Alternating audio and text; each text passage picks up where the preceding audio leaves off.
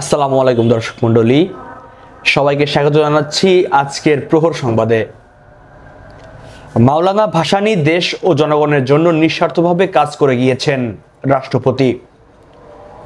রাষ্ট্রপতি মোহাম্মদ শাহাবুদ্দিন বলেছেন, দীর্ঘ রাজনৈতিক জীবনে মজলুম জননেতা মাওলানা আব্দুল হামিদ খান ভাসানী দেশ ও জনগণের জন্য নিঃস্বার্থভাবে কাজ করে গিয়েছেন। আগামীকাল রোববার মজলুম জননেতা মাওলানা আব্দুল হামিদ খান ভাসানীর ৪৮তম মৃত্যুবার্ষিকী উপলক্ষে আজ শনিবার দেওয়া এক বাণীতে তিনি কথা বলেন। সাবেক প্রধান বিচারপতি ফজলুল করিম আর নেই।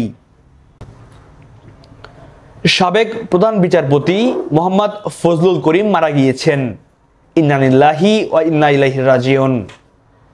আজ ভোর ৪টা ৪৫ রাজধানীর একটি বেসরকারি হাসপাতালে তিনি মারা যান।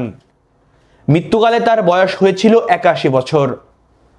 দুপুর ১:৩০টায় সুপ্রিম কোর্টের ইনার গার্ডেনে সাবেক প্রধান বিচারপতি ফজলুল করিমের জানাজা অনুষ্ঠিত হয়।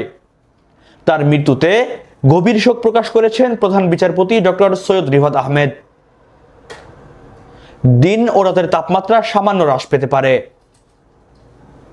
আবহাওয়া অফিস জানিয়েছে, আজ শনিবার সারা দেশে দিন ও রাতের তাপমাত্রা সামান্য হ্রাস পেতে পারে। এছাড়াও অস্থায়ীভাবে আংশিক মেঘলা আকাশ সহ সারা দেশের আবহাওয়া প্রধানত শুষ্ক থাকতে পারে। আজ সকাল ৬টা থেকে পরবর্তী ২৪ ঘন্টার আবহাওয়ার পূর্বাভাসে কথা বলা হয়। ডেঙ্গু প্রতিরোধে অগ্রাধিকার ভিত্তিতে সরকারের টেকসই রূপরেখা।